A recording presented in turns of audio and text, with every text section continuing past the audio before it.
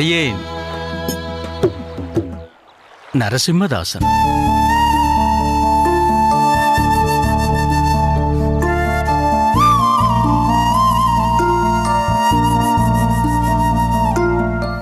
நமஸ்காரம். வாருங்கள். இங்குள்ள ஒரு திருக்கோயிலில் கைங்கரியம் செய்து கொண்டிருக்கிறேன். அப்படியா? மிக்க சந்தோஷம். இந்த யமுனை ஆற்றங்கரையில் தங்கள் வழியே நம் செவியில் தேமதுர தமிழ் புகுந்ததில் மேலும் சந்தோஷம். அடியேன் பிறந்ததும் வளர்ந்ததும் வைகை நதி ஓடும் மதுரையில். ஜீவனோபாயத்துக்காக வந்தது யமுனை ஓடும் மதுராவில். மன்னிக்க வேண்டும், தங்கள் நித்திய கர்மானுஷ்டானத்திற்கு ஏதேனும் இடையூறு செய்துவிட்டேனோ? இல்லை இல்லை, என் நித்திய அனுஷ்டானங்கள் பூர்த்தியாகிவிட்டது. நல்லது. தேவரீரின் திருநாமம் நாதமுனிகள் என்று நேற்று காலக்ஷேபத்தின் போது அறிந்து கொண்டேன். ஓ, தங்களை முன்பே பார்த்தது போலிருக்கிறதே என்று நினைத்தேன். இப்போது ஞாபகம் வருகிறது. நேற்றைய காலக்ஷேபத்தில் தங்களை பார்த்திருக்கிறேன் போலும். சுவாமி, நேற்று வேதத்தின் சில வரிகளை எடுத்துக்கொண்டு அதற்கு தாங்கள் சொன்ன வியாக்கியானம், ஆஹா, அற்புதம் அற்புதம். எல்லாம் பெருமாளின் திருவுளம், அவன் கொடுத்த அருள். இப்படிச் சொல் என்று அவன் பணிக்கிறான், நான் சொல்கிறேன். என்னே தங்கள் தன்னடக்கம். தெற்கிலிருந்து வந்த தாங்கள் இந்த யமுனை கரையில் தங்கியிருப்பது எங்கள் பெரும் பாக்கியம். தவறாக எண்ண மாட்டீர்கள் என்பதால் கேட்கிறேன். தங்களின் சொந்த ஊர் எதுவோ? இதில் தவறாக எண்ண என்ன இருக்கிறது? எங்களின் சொந்த ஊர் சிதம்பரம் அருகே உள்ள காட்டுமன்னார் கோவில். ஓ, வீரநாராயணபுரம் என்றும் அதற்கு ஒரு பெயர் உண்டல்லவா? ஆமாம், வீரநாராயணபுர சதுர்வேதி மங்கலம் என்பதின் சுருக்கம். இங்கு வர எப்படி திருவுளம் கொண்டீர்கள்? எங்கள் ஊரில் மண்ணாசையில் மன்னர்கள் சண்டையிட்டுக் கொள்கிறார்கள். எங்கும் கூக்குரல், தீனமான அலறல்கள், குருதி ஆராய் ஓடுகிறது. அதில் என் போன்ற சாமானியர்களும் பாதிப்புக்குள்ளாகிறார்கள். சகஜ வாழ்க்கையும் அமைதியும் அதில் பலியாகிப் போகின்றன. பலர் இதுதான் விதித்தது என்று அவைகளை ஏற்றுக்கொண்டு வாழ முயல்கிறார்கள். சிலர் அமைதியை தேடி புண்ணிய க்ஷேத்திரங்களை தரிசிக்கச் செல்கிறார்கள்.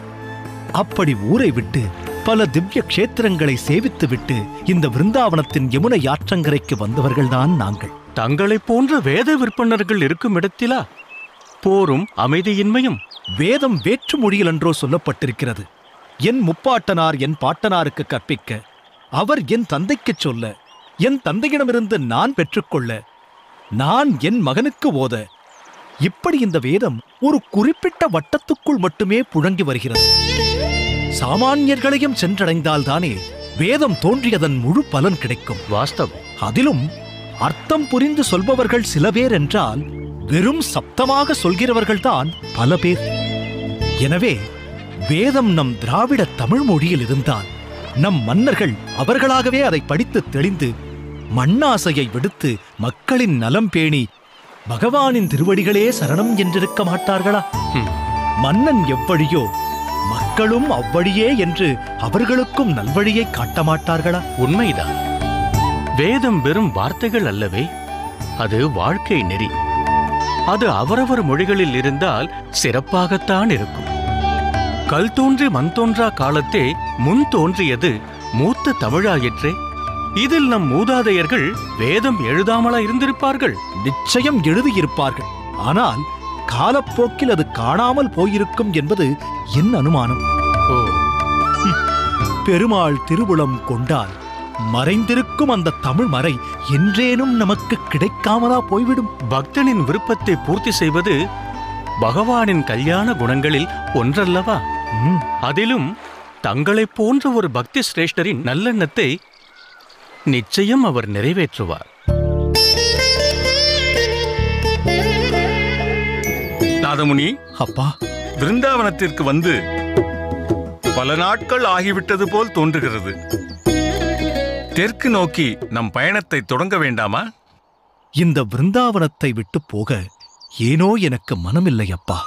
அந்த மாயக் கண்ணனின் மலரடிகள் பதிந்த யமுனைக் கரையல்லவா இது? பார்த்த சாரதியின் பாதம் நனைத்த நதியல்லவா இது? இதை இன்னும் சில நாட்கள் அனுபவிக்க வேண்டும் என்று எண்ணுகிறேன்.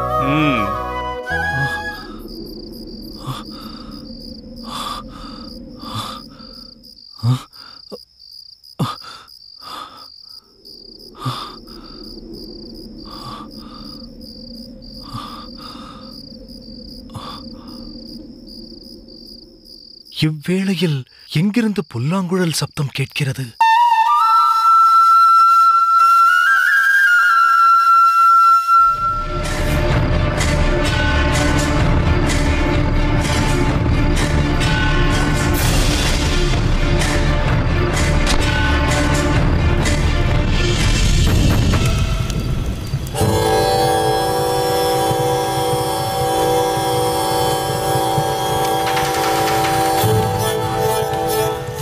கனவில் கண்ட அதே மரம்.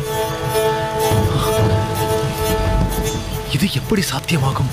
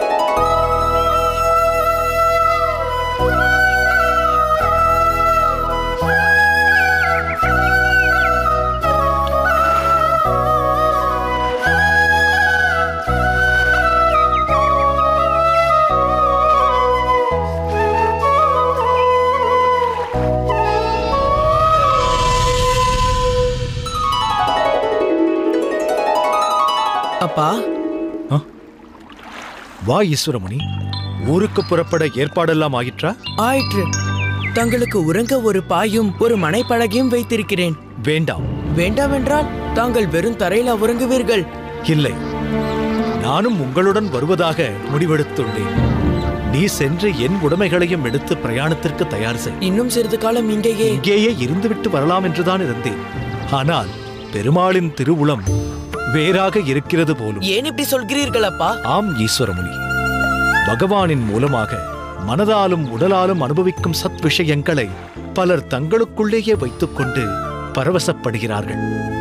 மிகச்சிலர் மட்டுமே யான் பெற்ற இன்பம் பெருக இவ்வையகம் என்று அதை மற்றவருக்கும் கொடுத்து மகிழ்கிறார்கள். இப்படி ஒன்றை என்னிடம் கொடுத்து அதை மற்றெல்லோருக்கும் கொடு என்று என்னை பணிக்கிறாரோ அந்த பெருமாள் என்று தோன்றுகிறது. அப்படி ஏதேனும் தங்களுக்கு கிடைத்திருக்கிறதாப்பா? கிடைக்கலாம் என்று பெருமாள் கோடி காட்டுகிறாரோ என்று நினைக்கிறேன். அது எதுவாயினும் தாங்களும் எங்களுடன் வருவது குறித்து எனக்கு மகிழ்ச்சியே. தாத்தாவிற்கும் இது ஒரு நல்ல செய்தியாக இருக்கும். இப்பொழுதே அவரிடம் சென்று சொல்லிவிடுகிறேன். ஈஸ்வரமுனி, எனக்கு ஒரு ஆசை. அதை நீ நிறைவேற்றுவாயா? ஏனப்பா அப்படி கேட்கிறீர்கள்? தாங்கள் சொல்வதை செய்ய சித்தமாக இருக்கிறேன்.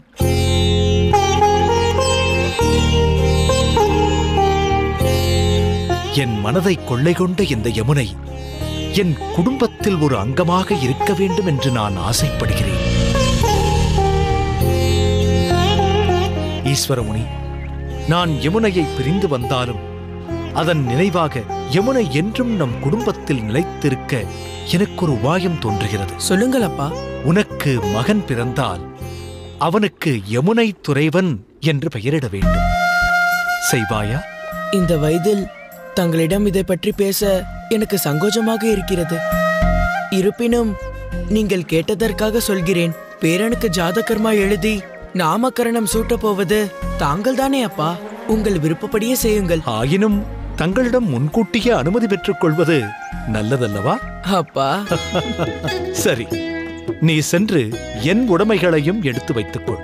சூரியனின் உக்ரம் அதிகரிப்பதற்குள் நாம் புறப்பட வேண்டும். இன்னும் நான் செய்ய வேண்டிய சில அனுஷ்டானங்களை முடித்துக்கொண்டு நான் வந்து விடுகிறேன். சரியப்பா.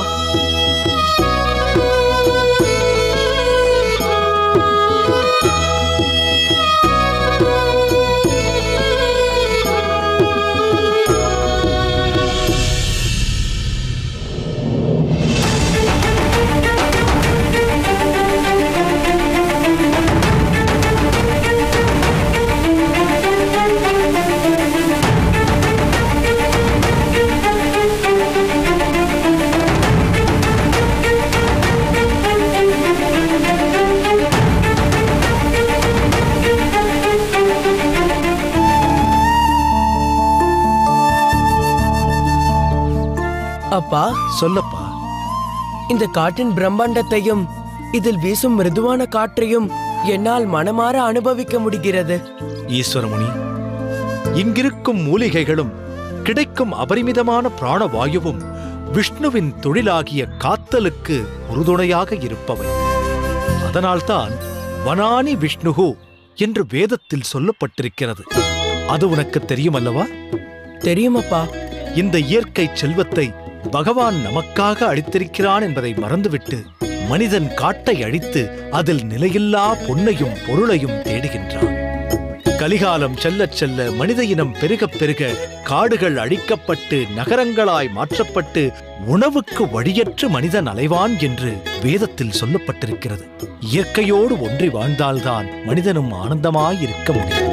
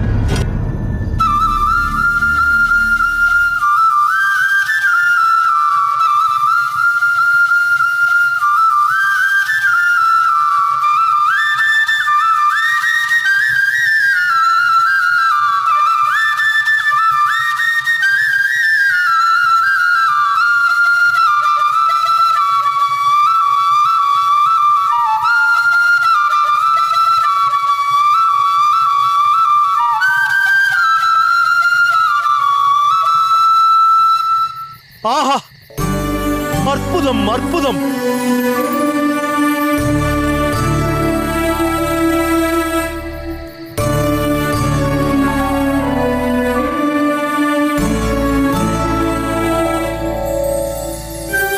இந்த புல்லாங்குழல் இசையை நான் யமுனை கரையிலும் கேட்டேன். அங்கும் இந்த அமிர்த கானத்தை நீதான் இசைத்தாயோ? யமுனை கரையா? அது எங்க இருக்கு? நான் இந்த காட்டை விட்டு எங்கேயுமே போனதில்ல. இல்லை, இன்று நான் கேட்ட இந்த இசையை பிருந்தாவனத்தின் யமுனை கரையிலும் நீதான் இசைத்திருக்க வேண்டும். சரி, இந்த அந்தகாரத்தில் உட்கார்ந்து எதற்காக இப்படியொரு இசையை இசைத்துக் கொண்டிருக்கிறாய்? நீங்க வருவீங்கன்னு தான். அப்படியென்றால் நீதான் யமுனை கரையில் புல்லாங்குழல் வாசித்தேன் என்கிறாயா? அன்றும் இப்படித்தான் இந்த இசை என்னை சுண்டி இழுத்தது. தேடி வந்தேன். எங்கிருந்தோ நீ என்னை பார்த்திருக்கிறாய். அதனால்தான் நான் இப்போதும் தேடி வருவேன் என்று என்னை எதிர்பார்த்து வாசித்துக் கொண்டிருக்கிறாய். சரிதானே? இப்படியொரு இசையை நீ யாரிடம் கற்றுக்கொண்டாய்? கத்துக்கிறதா? நான் யார்கிட்ட போய் கத்துக்கிறது? நான் ஏதோ வாய்க்கு வந்தபடி வாசிச்சுக்கிட்டு இருக்கேன். எனக்காகத்தான் வாசித்தேன் என்று சொன்னாயே. அது இருக்கட்டும், நீங்க யாரு? இந்த காட்டுல நீங்க என்ன செஞ்சுக்கிட்டு இருக்கீங்க? இதெல்லாம் தெரியாமலா என்னை எதிர்பார்த்து உட்கார்ந்திருக்கிறாய்?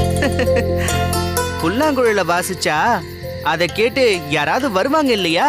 அதத்தான் நான் சொன்னேன். அது சரி, உங்களை பார்த்தா என்ன மாதிரி வேடனாவும் தெரியலையே. எந்த ஊரு நீங்க? நான் வடநாட்டிலிருந்து தெற்கு நோக்கி போய்க் கொண்டிருக்கும் ஒரு யாத்ரிகன். என்னுடன் வந்த என் தகப்பனாருக்கு திடீரென்று உடல்நிலை சரியில்லாமல் போய்விட்டது. அதனால் மேலும் பயணிக்க முடியாமல் இங்கேயே தங்கிவிட்டோம். இப்போ உங்க தகப்பனார் எங்க இருக்காரு?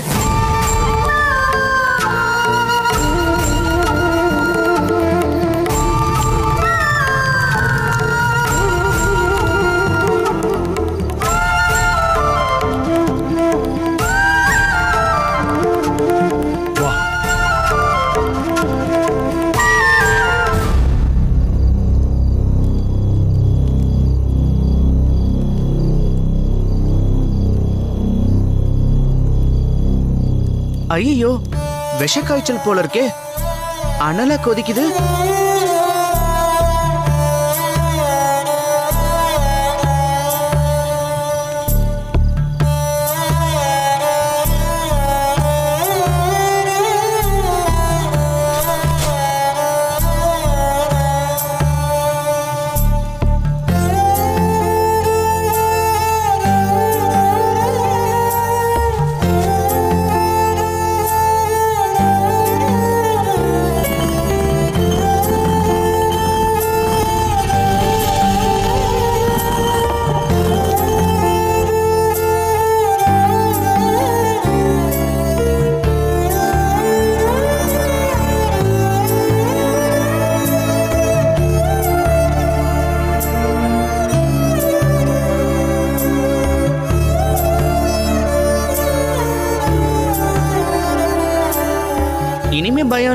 சரியாயிடும்.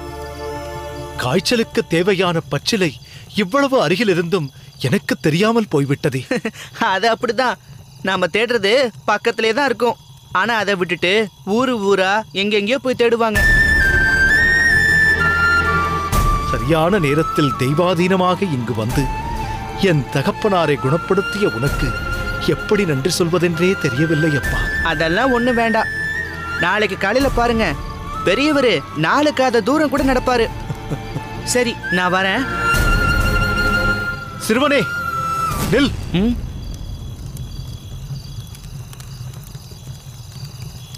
நீயும் எங்களுடனே தங்கி விடிந்ததும் போகலாமே. அது முடியாது. நான் நினைச்சப்பெல்லாம் இந்த புல்லாங்குழல ஊதிக்கிட்டே இருப்பேன். அது உங்களுக்கு பெரிய தொந்தரவா இருக்கும். சரி, இந்த காட்டில் துஷ்ட ஜந்துக்கள் அதிகம் உள்ளது என்று நான் கேள்விப்பட்டேன். அதெல்லாம் உங்களை எதுவும் செய்யாது. அப்படி ஏதாவது மிருகம் வந்துச்சுன்னா நான் இங்கதான் எங்கேயாவது சுத்திக்கிட்டு இருப்பேன். ஒரு குரல் கொடுங்க, ஓடி வந்துடுறேன். அடடா, பார்த்தாயா, இதுவரை நான் உன் பெயரை கேட்கவே இல்லை. உன் பெயர் என்ன? கண்ணன். குழலோதும் உனக்கு இது பொருத்தமான பெயர்தான்.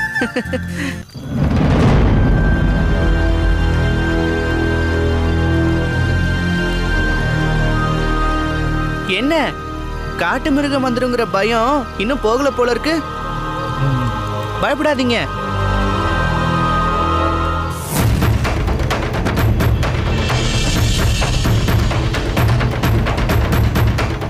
பயமா இருந்தா இத படிச்சுக்கிட்டே இருங்க, மிருகம் வராது.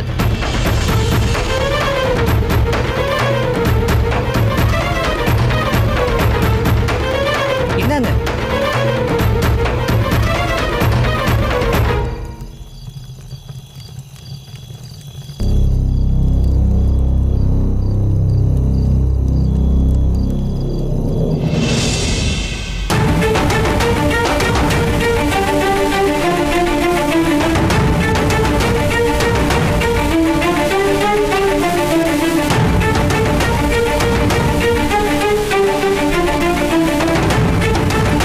இது என்ன தமிழ் பாடல்? எம்மானே என் வெள்ளை மூர்த்தி என்னை ஆழ்வானே, எம்மா உருவம் வேண்டுமாற்றாலாவாய் எழிலேரே, செம்மா கமலம் செழுநீர் மிசை கண்மலரும் திருக்குடந்தை, அம்மா மலர்கண் வளர்கின்றானே என்னால் செய்கேனே.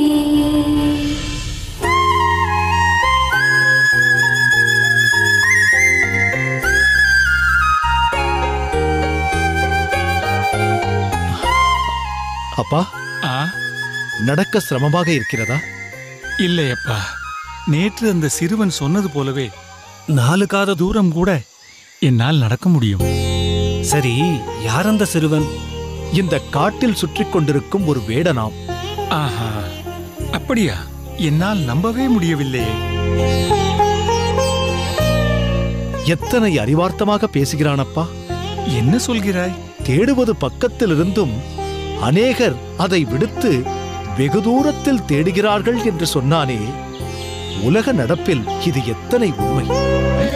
திக்கற்றவருக்கு தெய்வமே துணை என்று நம் பெரியவர்கள் சொல்லி இருக்கிறார்களே. ஆமாம், உண்மைதான். தெய்வம் என்றும் நேரில் வராது, மனித ரூபத்தில் தான் வரும். சரி, நாம் அடுத்து போகும் க்ஷேத்திரம் எது?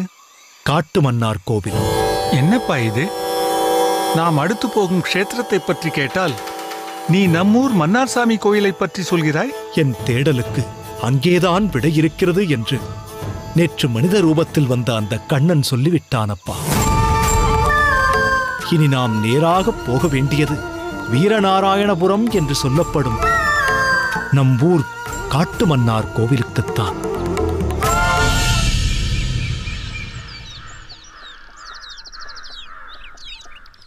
என் மாட்டுப்பெண் உணவுகள் பரிமாற நானும் உன் அப்பாவும் நீயும் சாப்பிட்டு எத்தனை மாதங்கள் ஆகிவிட்டன.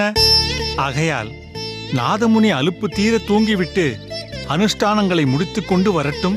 பிறகு நாம் மூவருமே ஒன்றாக சாப்பிடுவோம். அவர் தூங்குவதா? இரவு முழுவதுமே அவர் தூங்கினது போல் எனக்கு தெரியவில்லை. எப்போது விடியும் என்று காத்திருந்தார் போல் விடியற்காலையிலேயே எழுந்து தீர்த்தமாடி அனுஷ்டானங்களை முடித்துக்கொண்டு அவர் அப்போதே புறப்பட்டு விட்டார். புறப்பட்டு விட்டானா? அவ்வளவு சீக்கிரம் எங்கே போயிருப்பான்? வேறெங்கு போயிருப்பார்? மன்னார் சாமியை தரிசித்து பல நாட்கள் ஆகிறதல்லவா? ஆகையால் கோவிலுக்கு தான் போயிருப்பார். அப்படியா? இப்போது அவர்கள் எங்கே இருக்கிறார்கள்? தெற்கு பிரகாரத்தில் தான் தங்களை காண காத்துக் ஓ, கொண்டிருக்கிறார்கள். அப்போது நான் உத்தரவு வாங்கிக் கொள்கிறேன். வாருங்கள்.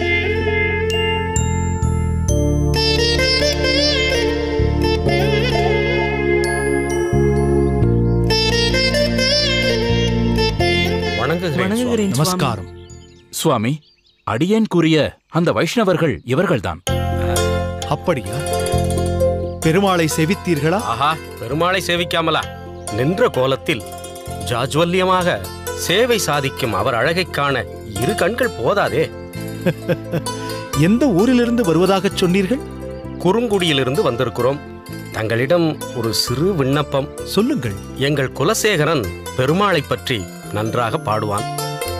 தங்கள் முன் பாடி காட்ட வேண்டும் என்று ஆவலோடு இருக்கிறான். உங்களில் யார் குலசேகரன்? அடியேன் குலசேகரன்.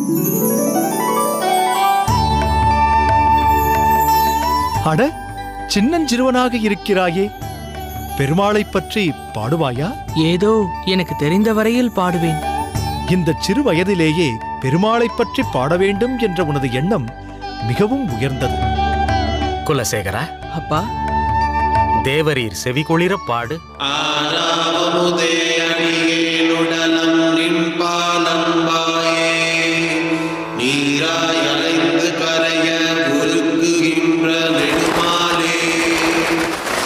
குலசேகரா,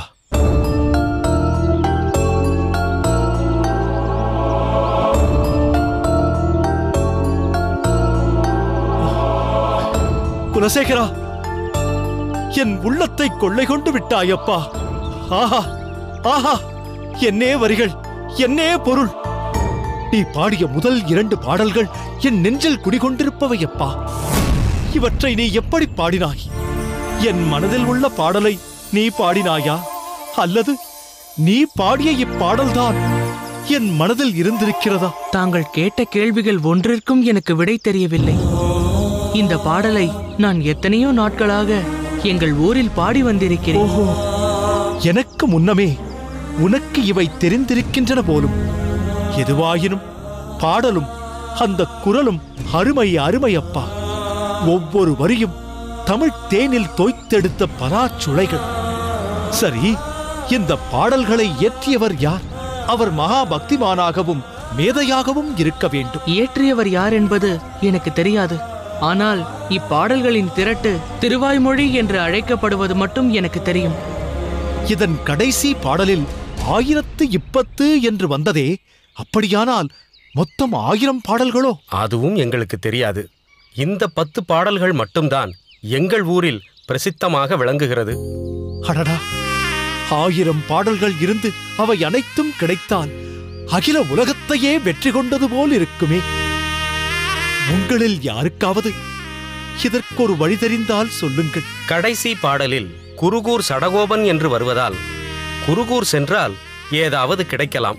ஆஹா, அதையும் நிச்சயமாக சொல்ல முடியாது. பெருமாளே, உன் விளையாட்டிற்கு எல்லையே இல்லையா? 2 கிடைத்து இன்று அது 10 ஆகி இப்போது 1000 இருக்கிறது என்று கோடி காட்டி என்னை அலைக்கழிக்கின்றாயே. ஒருவேளை இப்பாடலில் ஆறாவமுதன் என்றும் திருக்குடந்தை என்றும் வருவதால் குடந்தையில் உள்ள ஆறாவமுதன் ஆலயத்தில் முயற்சி செய்தால் ஏதாவது விவரங்கள் கிடைக்கலாம்.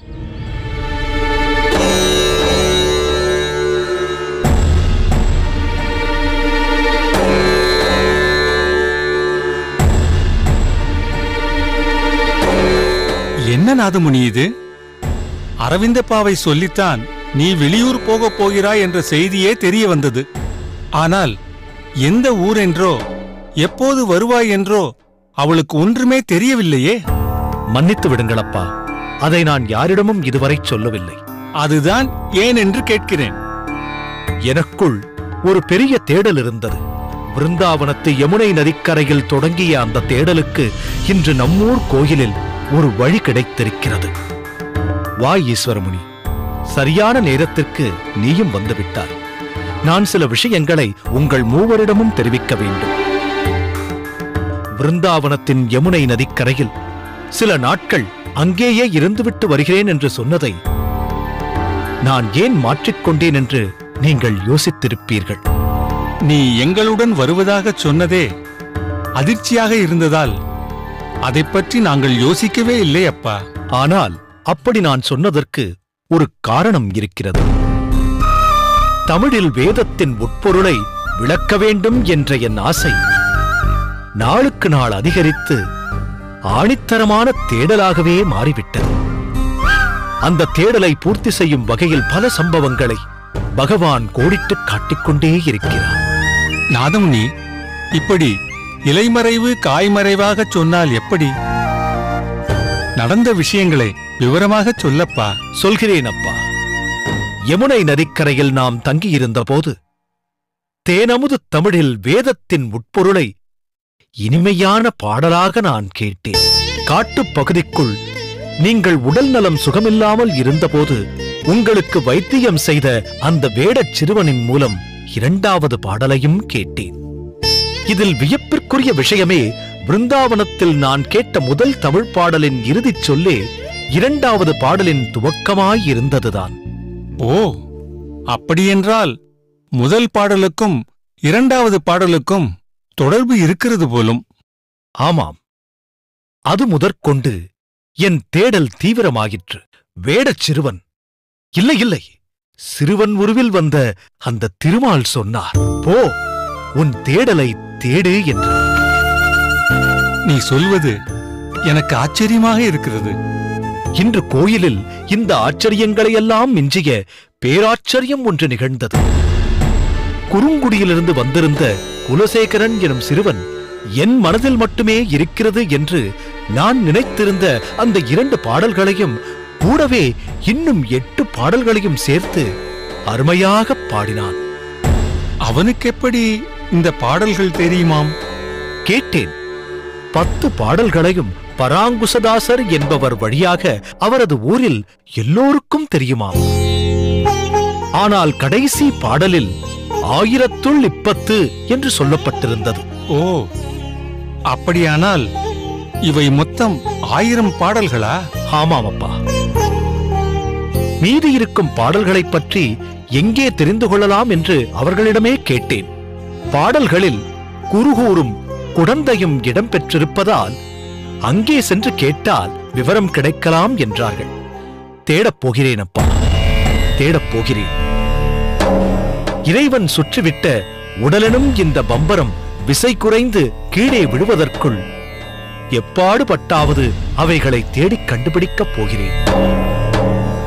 எங்கோ யாருக்கும் பலனின்றி இருளில் மறைந்திருக்கும் அந்த 1000 பாசுரங்களையும் பகலவனின் வெளிச்சத்துக்கு கொண்டு வர வேண்டும். அதற்காகத்தான் திருக்குடந்தை தேடி நான் புறப்பட்டு விட்டேன். அனைவரும் அந்த ஆனந்த தேனமுதை அள்ளி அள்ளி பருக வேண்டும். நாதமுனி, உன்னை நினைத்து நான் எவ்வளவு பெருமைப்படுகிறேன் தெரியுமா? ஆனால் நீ தனியொருவனாக இதை சாதிக்க முடியும் என்று நினைக்கிறாயா? ஏனப்பா உன்னை நீயே வருத்திக் கொள்கிறாய்? இல்லை அப்பா, இல்லை. நான் இத்தனை நாள் செய்து வந்த பக்திக்கும் அனுஷ்டானத்திற்கும் ஒரு பலன் இருக்கிறது என்றால் அது தமிழ் வேதத்தை நான் கண்டுபிடிப்பதைத் தவிர வேறொன்றும் இல்லை. சுயநலத்தோடு நமக்கென்று வாழாமல் பொதுநலத்தோடு மக்களுக்காக எதையாவது செய்ய வேண்டும் என்று நான் ஆசைப்படுகிறேன். அதற்கு பெருமாளின் துணையும் உங்களின் ஆசையும் இருந்தால் போதும். அதை நிச்சயம் இந்த அடியவனால் சாதிக்க முடியும். நாதமுனி, உன் உயர்ந்த நோக்கத்திற்கு பெருமாளின் அனுகிரகமும் என் ஆசீர்வாதமும் நிச்சயம் உண்டு. பத்திரமாக போய்விட்டு வா. நன்றி அப்பா.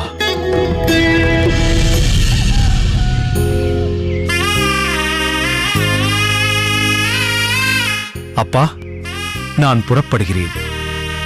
ஈஸ்வரமுனி, அரவிந்த பாவை, நான் புறப்படுகிறேன். அப்பாவை பார்த்துக் கொள்ளுங்கள்.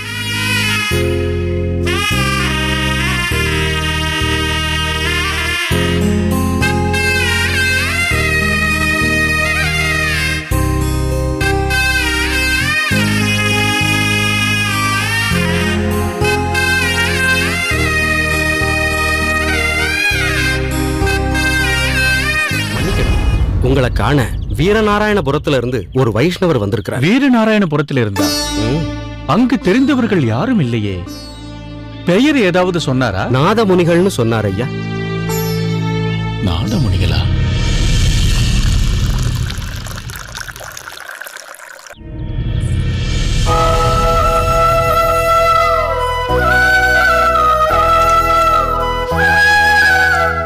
மோர் அருந்துங்கள்.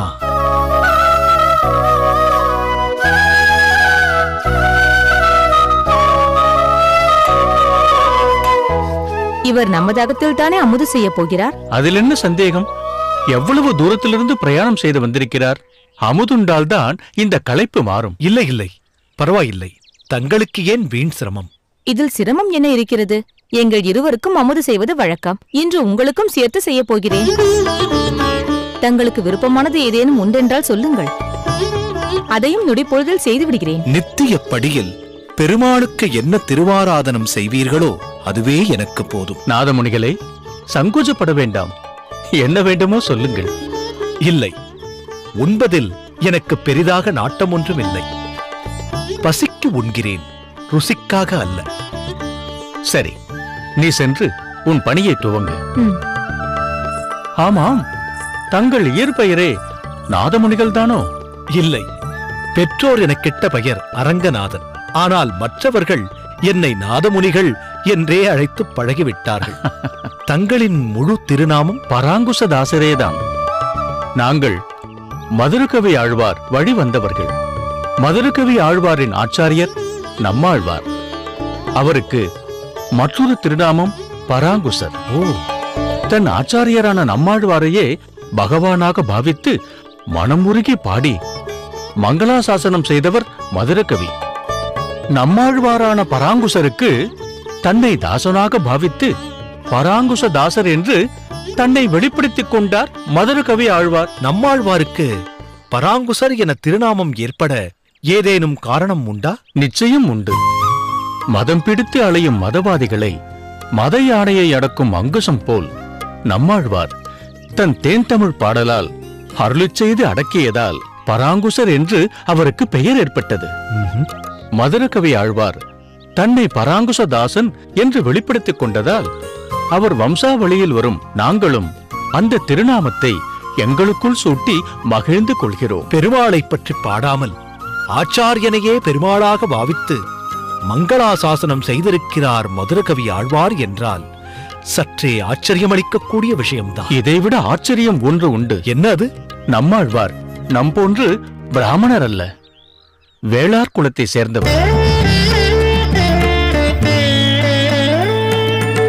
இருப்பினும் அவரே நம் சம்பிரதாயத்தின் ஆதி ஆச்சாரியனாக விளங்குகிறார். உயர்ந்தவர் தாழ்ந்தவர் என்பது பிறப்பை பொறுத்ததல்ல, அவரவரின் குணத்தை பொறுத்தது என்பதற்கு நம்மாழ்வார் போன்ற உயர்ந்த மகாபுருஷர்களே உதாரணம்.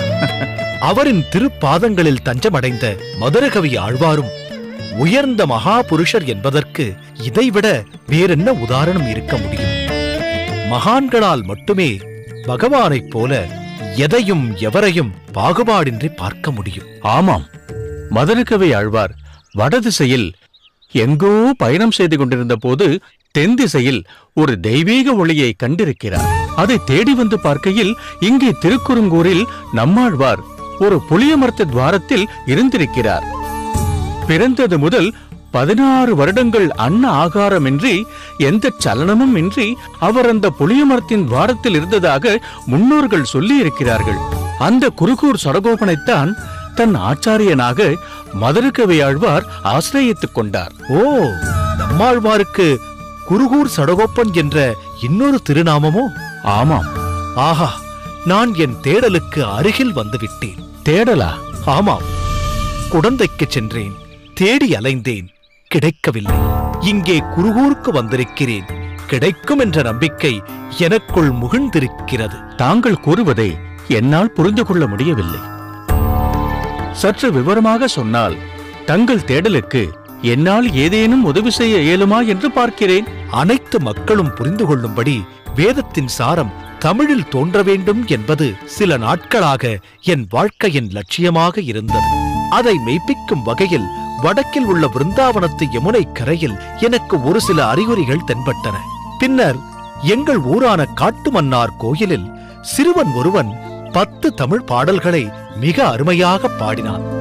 ஒவ்வொன்றும் தேன் தமிழில் தோய்த்தெடுத்த பலாச்சுளைகள். ஆரா அமுதே அடியேன் நின்பால் என்று ஆரம்பித்து காமர் மானே நோக்கியற்கே என்று முடிந்த அந்த பாடல்களின் அர்த்தபுஷ்டி நிறைந்த வரிகளும் தமிழ் ஆளுமையும் என்னை கட்டிப்போட்டு விட்டன. அந்த பாடல்களில் 1000 என்ற வரிகளும் இடம்பெற்றிருப்பதால் அவை மொத்தம் 1000 பாடல்களாக இருக்க வேண்டும். அந்த 1000 பாடல்கள்தான் என் தேடல். தாங்கள் சொல்லும் தமிழ் பாடல், அதை பாடியவர் என்னிடம் பாடம் பயின்ற குலசேகரன் என்பதும் எனக்கு இப்போது புரிந்துவிட்டது. திராவிட மொழியில் உள்ள இந்த 1000 பாடல்களை உலகோருக்கு கொண்டு செல்ல வேண்டும் என்பதே என் அவா. இப்பேற்பட்ட ஒரு தமிழ் பொக்கிஷம் எப்படி மறைந்து போக முடியும் என்பதுதான் எனக்கு வியப்பாக இருக்கிறது. சிலருக்கு மட்டுமே தெரிந்த வேதத்தின் சாரம் இத்தெல்லு தமிழ் பாடல்கள் மூலம் எங்கே பாமரனுக்கும் தெரிந்து எல்லோரும் ஓர் உயர்ந்த நிலையை அடைந்து மோட்சத்தின் கதவுகளை திறந்துவிட்டு விடுமோ என்று அஞ்சி அந்த திராவிட தமிழ் வேதத்தை மறுத்தும் மறைத்தும் வைத்து விட்டதாக இங்கொரு கூற்று நிலவுகிறது. ஆனால் ஒன்று, நல்ல விஷயங்களை சில காலம் மறைத்து வைக்கலாமே தவிர முழுவதுமாக அவற்றை அழித்துவிட முடியாது. நிச்சயம் அவை ஒரு நாள் வெளிவந்தே தீரும். தாங்கள் கூறுவது முற்றிலும் சரி. இந்த பாடல்களை வெளிக்கொணர்வதற்கான உபாயம் தங்களுக்கு நிச்சயம் தெரியும் என்றுதான் தங்களை நாடி வந்திருக்கிறேன். தெரியும், சொல்கிறேன். எத்தனையோ வருடங்களுக்கு முன்பு எங்கள் நம்மாழ்வார் 16 வருடங்கள் சலனமற்று இருந்த அந்த புளிய மரமே இன்றும் அங்கு வாழ்ந்து கொண்டிருப்பதாகவும் அந்த புளிய மரம்தான் நம்மாழ்வார் என்றும் ஒரு நம்பிக்கை நிலவுகிறது. உறங்கா புலி என்று பெயர் பெற்ற அந்த புளிய மரத்தின் அடியில் அமர்ந்து எம் மதுரகவி ஆழ்வார் அருளிச் செய்த கண்ணினுர் சிறுத்தாம்பு எனும் பாசுரத்தை சூரிய உதயத்திலிருந்து அஸ்தமனத்திற்குள் மிகுந்த சிரத்தையுடனும் ஆத்மார்த்தத்துடனும் 12,000 முறை ஜபித்தால் நம்மாழ்வார் பிரத்யக்ஷமாவார் என்பதும், அப்படி ஜபித்தவர்க்கு மட்டுமே அவர் அந்த 1000ஐயும் கொடுப்பார் என்பதும் ஒரு நம்பிக்கை. ஆஹா, மிகவும் எளிதாக இருக்கிறதே. பொறுங்கள், இது எளிதாக தோன்றலாம், ஆனால் நிச்சயம் எளிதல்ல. இம்முயற்சியில் ஈடுபட்டு தோற்று போனவர்கள் எத்தனையோ பேர் உண்டு. மேலும் இன்னொன்றும் கூறுகிறேன். நற்காரியங்கள் நடக்கும் இடத்திலெல்லாம் அவை நடக்காமல் தடுப்பது கலிபுருஷனுக்கு கைவந்த கலை. அவை இயற்கை இடையூறாகவும் இருக்கலாம், வேறு சில இடையூறாகவும் இருக்கலாம். அந்த பகவானின் லீலா வினோதங்களில் இதுவும் ஒன்று. நம் கொள்கைகளில், நம் எண்ணங்களில் நாம் எத்தனை உறுதியாக நிற்கிறோம் என்ற சோதனையை பகவான் கலிபுருஷனின் மூலம் நடத்துகிறாரோ என்னவோ. இருக்கலாம். எத்தனை இடர்பாடுகள் எப்படி யார் மூலம் நிகழ்ந்தாலும் அவைகளை எதிர்கொள்ள சித்தமாக இருக்கிறேன். சிறிது அமுது கிடைத்தாலும் போதும் என்று பசித்தவன் ஏங்கியிருக்க, முயற்சி செய் விருந்தே கிடைக்கும் என்று பகவான் பணித்தால் இடையூறுகள் எம்மாத்திரம். அடியேன் மூலம் இந்த திராவிட வேதம் உலகோருக்கு கிடைக்க வேண்டும் என்பது பெருமாளின் திருவுளமாக இருந்தால் யாராலும் அதற்கு குந்தகம் விளைவிக்க முடியாது. இம்முயற்சிக்கு என் சரீரமே கீழே சாய்ந்தாலும் என் உந்துதல் என்னை விட்டு அகலாது. திராவிட தமிழ் வேதத்தை மக்களுக்கு நான் மீண்டும் பெற்று தந்துவிட்டால் நான் பிறந்த பயனை அடைவேன். நாதமுனிகளே, தங்களின் உறுதி என்னை மெய்சிலிர்க்க வைக்கிறது. நிச்சயம் உங்கள் லட்சியம் நிறைவேறும் என்ற நம்பிக்கை எனக்கு வந்துவிட்டது. நன்றி சுவாமி. தங்களின் ஆச்சாரியன் அருளிய கண்ணினுள் சிறுதாம்பு பாசுரத்தை அடியேனுக்கு உபதேசியுங்கள். இப்போதே அந்த புளிய மரத்தின் அடியில் என் முயற்சிகளை தொடங்க சித்தமாக இருக்கிறேன். நிச்சயம் உபதேசிக்கிறேன்.